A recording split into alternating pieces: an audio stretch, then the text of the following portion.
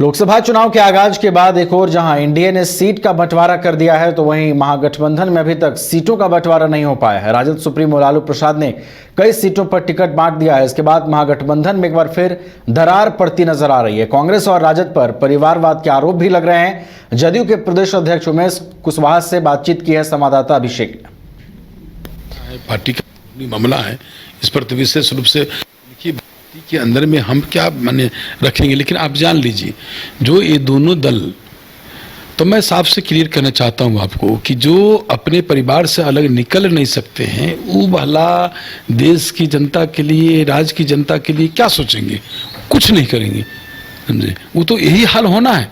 अभी तो सीट के लेकर जब आपस में सीट बंटवारा ही नहीं हुआ, ना अपना अपना उम्मीदवार घोषित कर रहे हैं, अपना अपना उम्मीदवार दे रहे हैं, तो ये होना ही है। अंत तक के जो है उनकी जो गठबंधन का पतन हो जाना है, और गठबंधन का पतन नहीं, उनके उम्मीदवार का भी अता पता नहीं रहेगा। बिहार के लोकसभा के 40 सीट एनडीए की झोली में जाएगा।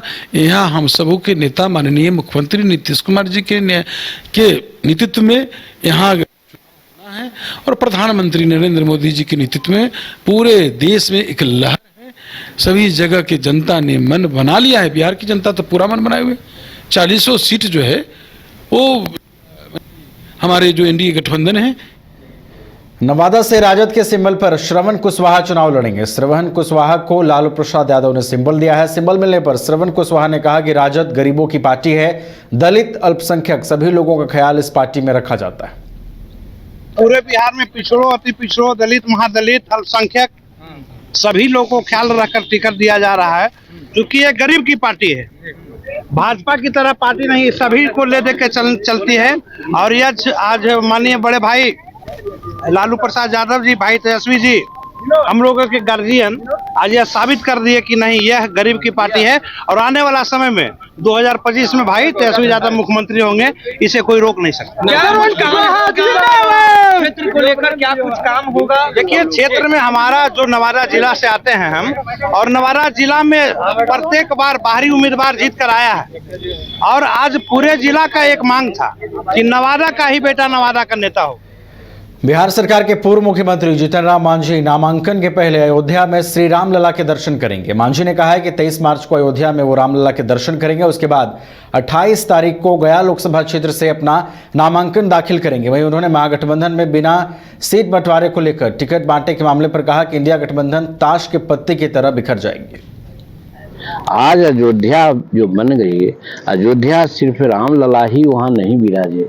रामलला के विराजने से आज अंतर्राष्ट्रीय टूरिस्ट पॉइंट बन गया है। लाखों लाख लोगों को वहाँ पर रोजी मिलने जा रही है। और सबसे बड़ी बात जो हमने नहीं कहा कि पूजा करके ही नॉमिनेशन किया जाए, इसलिए हम 23 को अयोध्या जा रहे हैं, 24 को हम आवेंगे, 25, 26 अपना हम लोगों का होली फोली का मामला है, 27 को भी अपना यहाँ रहेंगे और 28 को नॉमिनेशन।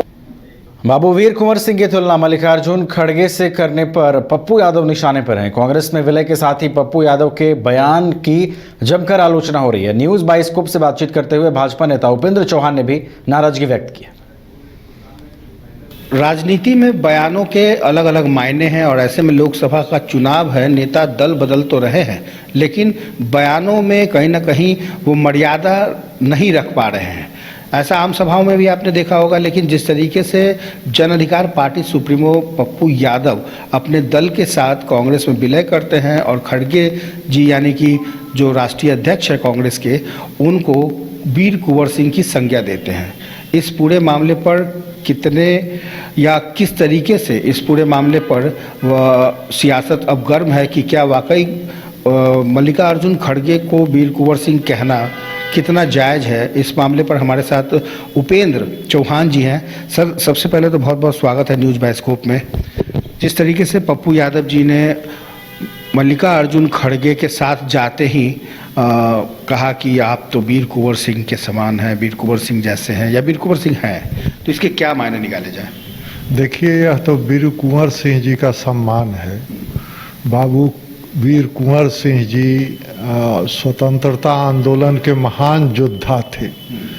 जिस तरह महाराणा प्रताप, शिवाजी और गुरु गोविंद सिंह जी की किसी से तुलना नहीं हो सकती है, ठीक उसी तरह से बाबू वीर कुंवर सिंह की भी किसी से तुलना नहीं हो सकती। लोकसभा चुनाव का बिगुल बजते ही मिथिलांचल के 20 सीटों पर ओवैसी की पार्टी ने भी चुनाव का ऐलान कर दिया है। मधुबनी में प्रेस कॉन्फ्रेंस कर संयुक्त सचिव मोहम्मद कलाम ने जानकारी दिया कि मधुबनी जिले की दोनों सीटों मधुबनी और झंझारपुर लोकसभा से एआईएमआईएम का उम्मीदवार खड़ा होगा और जनता का आशीर्वाद मिला तो जीत भी होगी। असदुद्दीन ओवैसी साहब जो है दिल्ली के संसद में गरीब, दलित, पिछड़ा वर्ग, अल्पसंख्यक वर्ग सभी के बात को मजबूती से रखने का काम करते हैं।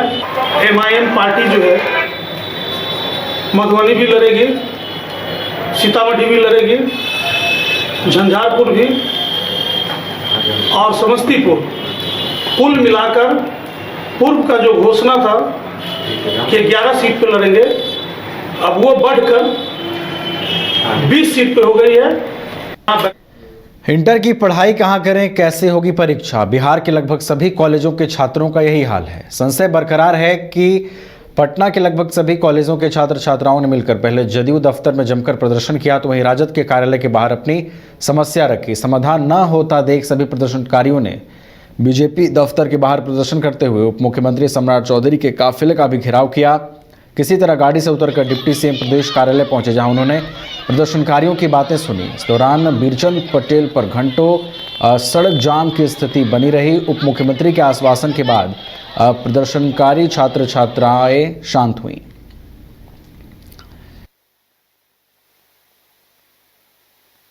विद्यार्थी सबके मांग को पूरा तरह से माना गया है। अब माननीय उप मुख्यमंत्री जी भी उसी पक्ष में बयान दिए हैं। फैसला हमको लगता है आज शाम तक हो जाएगा विद्यार्थियों के पक्ष में। विद्यार्थी का कहना है कि हमारा नामांकन जिस कॉलेज में हुआ है वहीं हमको फॉर्म भरने दिया जाए, तो मांग जायज है। अगला सेशन से आप एडमिशन नहीं लीजिएगा, फॉर्म नहीं भरेगा, बात खत्म हो गई। ये पूरा मामला है जो +2 विद्यालय को अपग्रेड किया गया है इंटर स्तरीय में, उसी में ये है कि कॉलेज में अब इंटर की पढ़ाई नहीं होगी, अब स्कूल में होगी। यही मामला है। कुछ नहीं हुआ, वैसे ही बात को डाला जाएगा। आज नहीं कल ऐसे ही डाला जाएगा। कितने बच्चे फॉर्म भर चुके होंगे? नोटिफिकेशन आएगा, हम लोग खुद चले जाएंगे। नहीं आएगा, कल फिर आएंगे हम लोग। फिर आएंगे क्या? यहीं पे रहेंगे अभी हम लोग। जिस तरह ऐसे एडमिशन का नोटिफिकेशन आया, अभी इसका भी आना।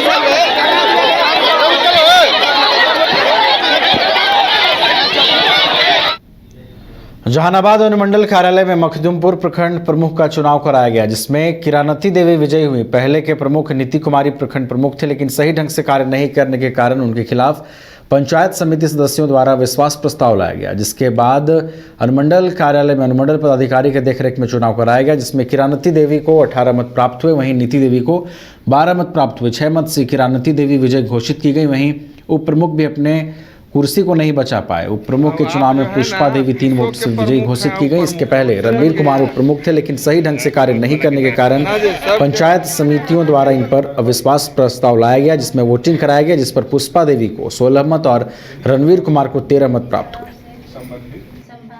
किसी भी गतिविधि में शामिल पाई जाऊंगी।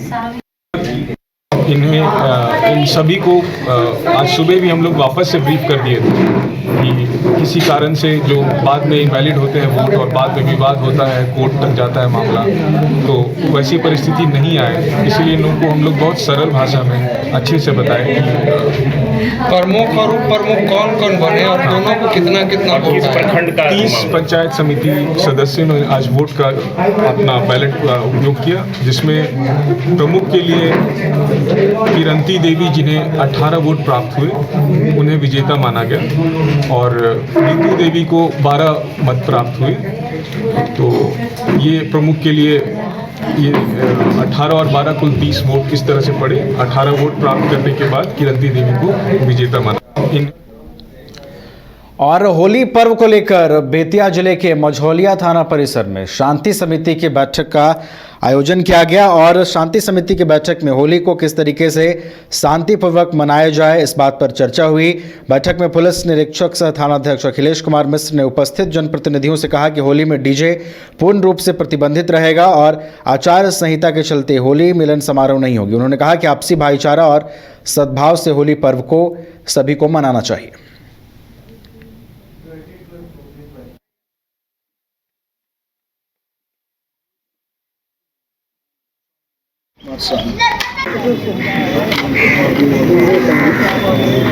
पुलिस को मझौलिया थाना पर आगामी होली पर्व को लेकर के क्षेत्र के जनप्रतिनिधियों गणमान्य व्यक्तियों की उपस्थिति में शांति समिति का बैठक का आयोजन किया गया है। बैठक में मुख्य रूप से कहना है कि सभी लोग शांतिपूर्ण और सौहार्दपूर्ण माहौल में होली का पर्व मनाएं, डीजे वगैरह नहीं बजाएं, पूर्व से भी प्रतिबंधित किया गया है। कोई भड़काऊ भाषा न बोलें। चुनाव का आचार संहिता लग चुका है, इस परिस्थिति में तो सभी चीज़ का ध्यान में रख करके कार्य करें।